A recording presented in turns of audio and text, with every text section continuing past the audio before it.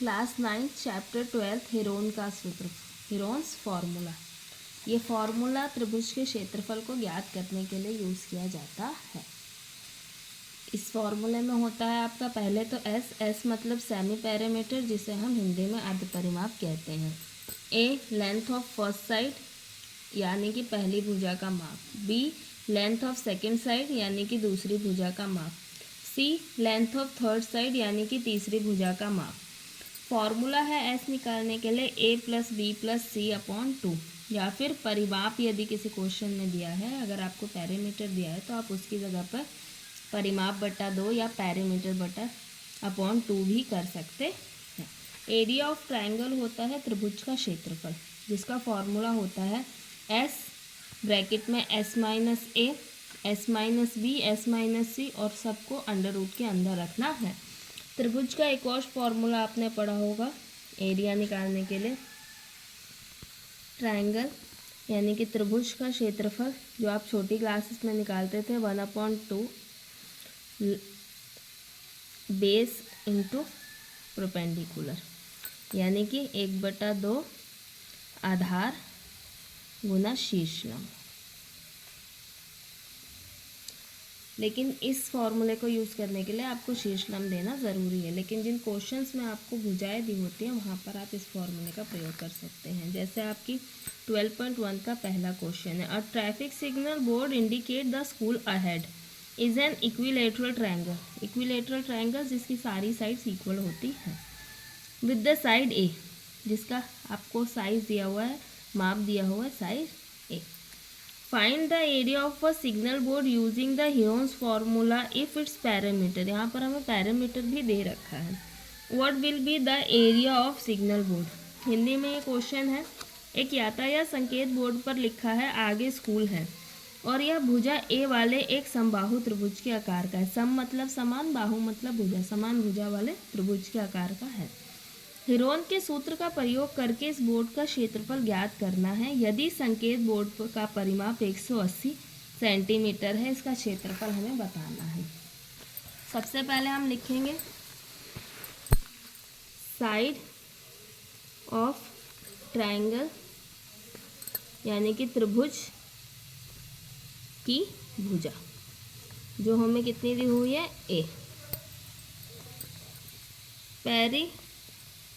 Metre of triangle यानी कि त्रिभुज का परिमाप, जो हमें दिया हुआ है 180 सेंटीमीटर। वैसे त्रिभुज के परिमाप का फॉर्मूला आप लोगों ने पढ़ा होगा, होता है समबाहु त्रिभुज के परिमाप का फॉर्मूला, बाहु त्रिभुज का परिमाप यानी कि equilateral triangle, perimeter of equilateral triangle।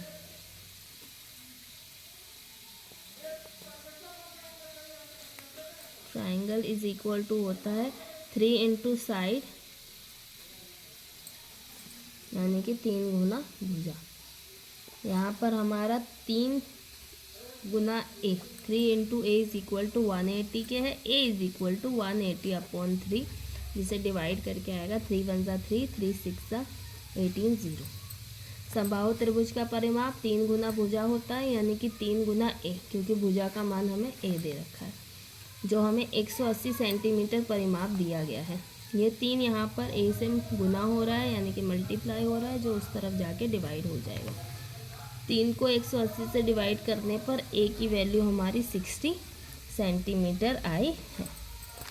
आगे निकालेंगे एस है हमारा ए प्लस बी प्लस सी अपॉन 2। फॉर्मूला लिखना बहुत ज़रूरी है, क्योंकि आपको उसके अलग से मार्क्स मिलते हैं। ए है हमारा ए प्लस ए, क्योंकि इक्विलेटरल ट्रायंगल है, समबाहु त्रिभुज है, तो इसकी सभी भुजाएं बराबर होंगी। हमारी एस की वैल्यू आई, फर्स्ट ए के 2a और 3a, तीनों मिलके बने 3a अपॉन 2 सेंटीमीटर।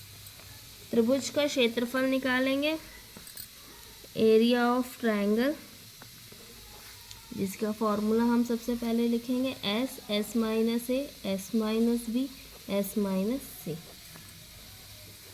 एस है हमारा 3a अपॉन 2, फिर 3a/2 माइनस ए, 3a/2 माइनस ए और 3a/2 माइनस ए।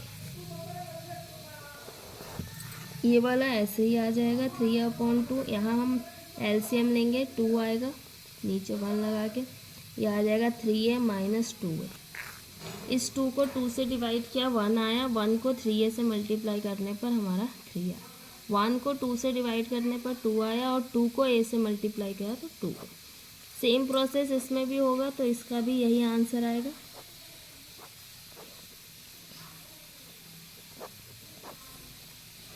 नेक्स्ट लाइन में जाए, 3a/2, 3a में से 2a गए, यहाँ बचा हमारा a/2 into a/2 into a/2।